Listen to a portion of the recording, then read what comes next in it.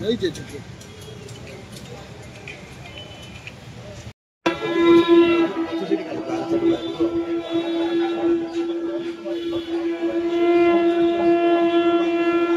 खल्लीकोट वरिष्ठ कांग्रेस नेता विजय शाह महोदय को अनुरोध कर मंच पूर्वतन ब्रह्मपुर नगर कांग्रेस सभापति श्री अतुल्य पाठी महोदय को अनुरोध कर मंच उपर आसନ୍ତୁ।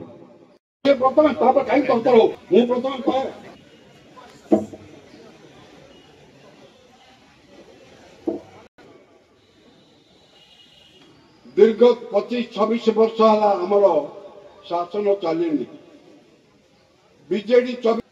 बहुत कथा कहीकि लोक भूतईकि ऐसा करदेबू तैसा करदेबू कहीकि आसिले बीजेडी परिस्थिति भितर कौन है सब भूलु मात्र तेणुक कि फलप्रस हम 15-16 मास है कि मोर कांदरे खांद टी हिसाब करी चलतु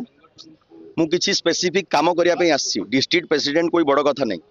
त्रिनाथ बाबू अच्छा थिले से रे से करेंगे मु गोटे रबर स्टाम्प भली मत बनी मु रही किंतु सबू काम मोर सीनियर लोक मैंने करेंगे एटा गोटे एते दिन होला बरहमपुर गंजाम फंडा गोटे झुलुची सुदूर भारत वर्ष कांग्रेस हारि फंडा इंदिरा गांधी हारि जतले किंतु आपण जो कहले कोन करिवि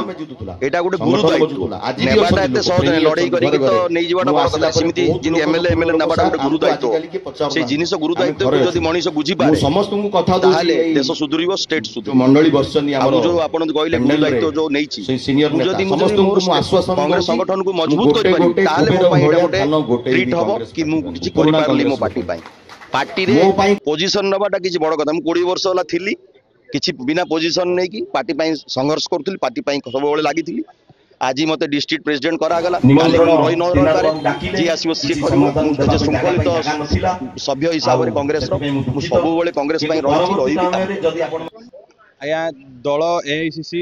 गोटे संगठन सृजन करते संगठन सृजन माध्यम कांग्रेस दल बहुत लोक अच्छी समस्ते मिसिकी लेखिकी देते मध्यम एआईसीसी द्वारा ना एप्रूवल होता। आज प्रथम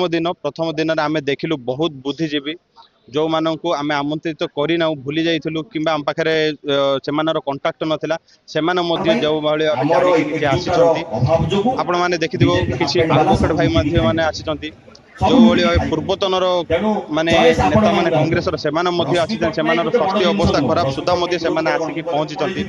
तो आमको जहाँ से सब देखिकी खुशी लगिला आम आशा रखीचु आ समस्त आडभाइज नबू आडभाइज मध्यम आम लोकों पाखक जीव आप जो पचारे जे सुदृढ़ हम बोली सुदृढ़ हबार माने निश्चित भाव सुदृढ़ हम कहीं तार विकल्प किसी नहीं आप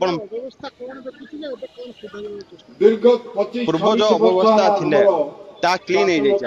बर्तमान नुआ चेहरा नुआ भाव सब जगह सब जिले देखिए गोटे नुआ चेहरा उभा आमे ता द्वारा गोटे मेसेज दबा को चाहूँ वर्तमान परिस्थिति रे युव चेहरा सब जगह युव चेहरा को राहुल गांधी आगो को कहीं युव चेहरा को आगो को ना सब लोक पाख को पहुंची पार लीडर भाव लड़ी पार कहीं पूर्वर बीजेडी सरकार थिला जो भली भाव प्रशासन गुंडा एमान को देखे डरे भोट रेगिंग करुले पुणी एवं बीजेपी सरकार आसला तो सा विरोध में आमको युव चेहरा दरकार जहाँकि पुलिस लाठी हो कि गुंडार बंधुक हो आमर सीना सब बेले टाण हो आगक रोकों आम लड़ी पारू